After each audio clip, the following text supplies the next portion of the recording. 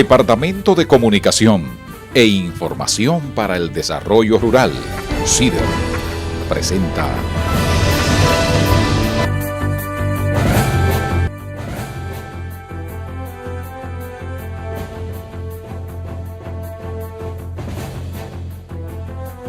Ahora recibimos a nuestro primer panelista, el señor Ramón Alberto Díaz Bird. Y vamos a hablar del manejo forestal y el desarrollo rural ante el cambio climático. El manejo forestal en un sentido amplio. Quería por lo menos en esta parte inicial conceptualizar lo que es el efecto invernadero. Y es simplemente lo que ocurre cuando los rayos del sol ingresan a la atmósfera, ¿cierto? Una parte de esos rayos, como se ve en el gráfico, entra y produce un cierto calentamiento. Hay otra parte que se devuelve para la atmósfera.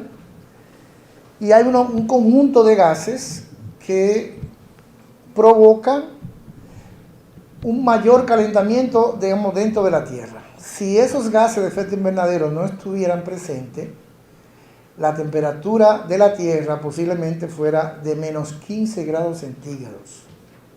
No fuera habitable. O sea, esos efectos invernaderos son importantes. Y es como cuando usted tiene una estructura, ¿cierto?, para producir hortalizas, ¿cierto? Usted le coloca un plástico, eso recibe calor y se mantiene el calor dentro de esa estructura. Pues eso ocurre en la Tierra, pero necesitamos que esos gases funcionen, porque si no, no pudiéramos resistirlo.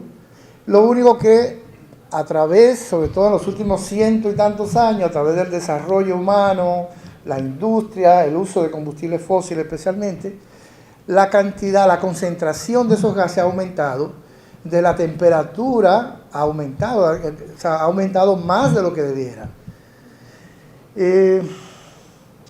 Entonces, pues primero tener claro que el calentamiento global ocurre de forma natural y que es deseable que exista, pero que la concentración de gases en una cantidad alta es la que ha provocado que se aumente. El CO2 es uno de los gases principales. Ya mencionaron el metano, que se genera principalmente por la fermentación etérica en el ganado, pero en el CO2 proviene en su mayoría de la quema de combustibles fósiles. Más del 70% de los gases de efecto invernadero, y combustibles fósiles que muchas veces uno piensa solo en los vehículos o en los aviones, pero en el caso de República Dominicana, más del 80% de la energía eléctrica se genera con combustibles fósiles. A diferencia de Costa Rica, que el 95% se genera con hidroeléctrica. Aquí la hidroeléctrica nosotros apenas un 15%. Hay otra parte eólica, otra parte energía solar, pero es menos del 20% de energía renovable la que se genera acá. La principal es combustibles fósiles. Entonces, cerca del 20%, entonces, por un lado, más del 80% viene de combustibles fósiles. Y un 20% de los gases de efecto del CO2 proviene de la eliminación del bosque a nivel mundial, de la deforestación y la degradación forestal. Entonces, si detenemos la deforestación, y vamos a dar algunos datos de nosotros cómo estamos, y aumentamos los bosques, pues estamos contribuyendo a que haya menos CO2 en la atmósfera.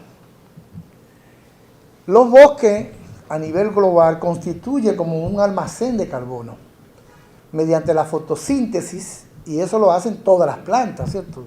Tanto las plantas agrícolas, el pasto, ¿cierto? Todos los seres vivos que hacen fotosíntesis están secuestrando CO2, pero por la característica misma de los bosques, la capacidad de secuestro de carbono, de absorber CO2, es mucho mayor. Y se estima que un tercio del CO2 que se libera por la quema de combustibles fósiles es absorbido cada año por los bosques. Por los bosques que tenemos, que ocupan aproximadamente un 30% de la superficie terrestre a nivel mundial. Ese 30% de la superficie absorbe un tercio del carbono que se libera. Nosotros somos un país principalmente montañoso, más del 60% de los suelos de montaña. Tenemos 48.190 kilómetros cuadrados. Cuba tiene 110.000 kilómetros cuadrados. Y Cuba tiene 80% de su territorio plano. Menos del 20% del territorio de Cuba es montaña. Nosotros tenemos más del 60% montaña. Y tenemos el Valle del Cibao, ¿cierto? El Valle de San Juan, algunos valles intramontanos, pero apenas 20% del territorio de vocación agrícola, 24% de pasto y cultivos permanentes y 53% de vocación forestal, según el estudio que hizo la Organización de Estados Americanos en 1968. El estudio de la capacidad productiva de la tierra que vemos ahí en ese mapa. ¿Qué significa capacidad productiva? Es lo que usted, digamos, como usuario, como dueño de un terreno, puede producir de forma permanente sin que se agote el recurso. Usted puede producir habichuela en una montaña que tiene una pendiente de más del 100%, pero al cabo de 5 o 10 años los suelos se van a ir erosionando y se va a agotar la fertilidad y usted va a tener que mudarse de ahí. Usted no puede durar 500 años cosechando habichuela en esa montaña. Poquitos años, 5 o 10 años, 20 años tal vez. La capacidad productiva es el uso que se le puede dar a la tierra sin que se agote su capacidad, que sea sostenible. Aquí podemos ver un poco cómo ha evolucionado la cobertura forestal en el país. En los primeros estudios, digamos, del siglo XIX, teníamos 85% de bosque, más o menos para 1939, y nos quedaba todavía, para antes de la época de Trujillo, cerca del 50%, más o menos para la mitad de la dictadura de Trujillo nos quedaba como el 50% de los bosques. Se estima que la gran devastación de los bosques ocurrió a partir de 1939, con la proliferación de más de 200 aceraderos en el país, muchas concesiones, y una explotación forestal que no fue, digamos, adecuada con los principios de sostenibilidad. Parte de lo que el país ha hecho también es fortalecer el sistema de área protegida. Actualmente tenemos 132 sitios que abarcan el 25.6% del territorio. Para el 2004 teníamos el 20% en área protegida, para el 2009 estaba en 24% y ahora estamos en 26.6%. Pero la Estrategia Nacional de Desarrollo, la Ley 1-12, que establece las metas del país para 2011 a 2030, establece como meta para llegar al 2030 el 24%. O sea, lo mismo que teníamos en el 2009, que se mantenga para el 2030. Eso es lo que dice la Ley 1-12. Sin embargo, ya estamos por encima de lo que dice esa ley.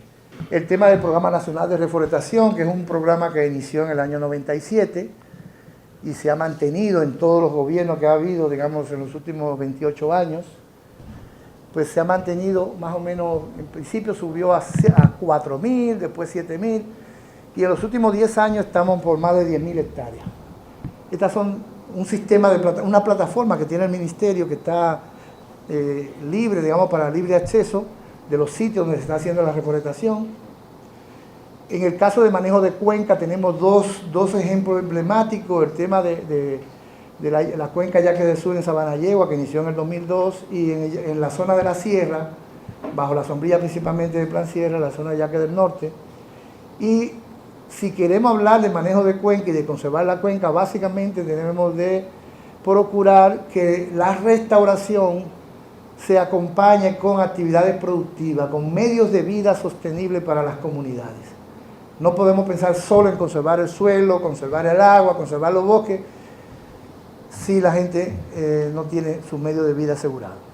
Tenemos que desarrollar un amplio programa de conservación de suelos entre el Ministerio de Agricultura y el Ministerio de Ambiente, un amplio programa de conservación de suelos, porque si los suelos pierden la fertilidad, los bosques se van a eliminar el campesino lo va a eliminar y no tenemos un militar en cada finca pues para evitar eso.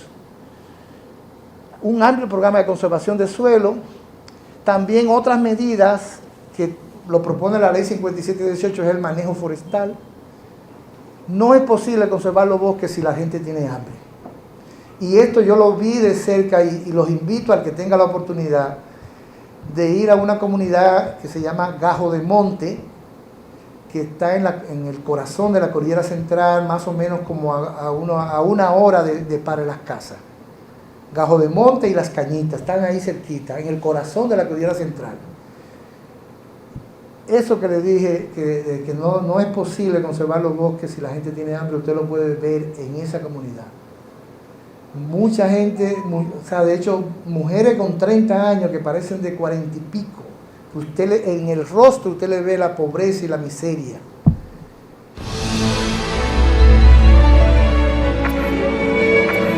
Departamento de Comunicación e Información para el Desarrollo Rural, CIDER, presentó.